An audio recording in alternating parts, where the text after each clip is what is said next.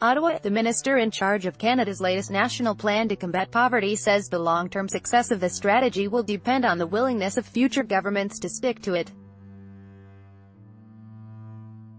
The newly released 115-page plan provides a list of programs and policies the Liberals have enacted since they came to office in 2015, and links them back to efforts to beat down poverty rates. Social Development Minister Jean-Yves acknowledges that the 2030 goal is ambitious, but he believes it's realistic if future governments follow the course the Liberals are charting. Patrick Doyle, the Canadian Press file photo, but there's no new policy or spending promises in the document aimed at reaching the stated goal of cutting poverty rates in half by 2030 over 2015 levels, a historic low that would see 2.1 million people out of poverty. The other measures that future governments will want to take,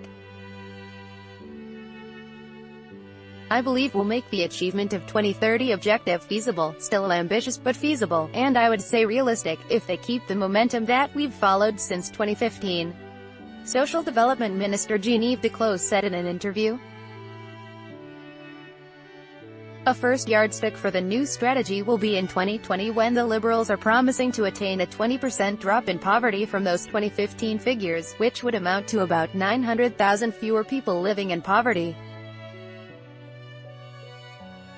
Article continued below. The government estimates that 650,000 people will be lifted out of poverty by next year as a result of those efforts, with promised spending programs such as a new housing supplement helping to lower poverty rates in the future. Read more.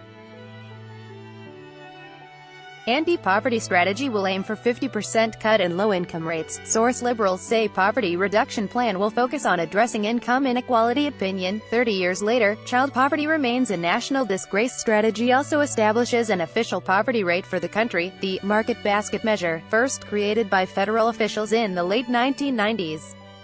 The government plans to introduce legislation this year that will enshrine the strategy's goals and the poverty threshold into law. Under the market basket measure, a family or person is considered to be living in poverty if they can't afford a basic basket of goods and services. The measure is tailored for 50 different communities to account for the difference in cost of living between cities.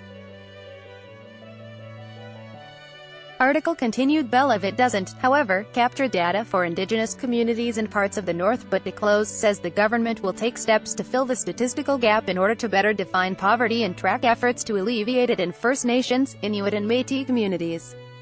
The document released Tuesday references much of what the Liberals heard during consultations on this strategy: a need to boost wages, help Canadians more easily afford everyday goods, and improve safety nets to prevent people from falling into poverty. The strategy says the government should work to boost the share of income earned by the lower 40% of earners, with more Canadians joining the middle class, which would partly require redistributing more wealth from upper wage earners down the income ladder. The share of income among lower earners is, said, an important indicator of how close they are to the middle class and how confident they can be of not falling back into low income into poverty.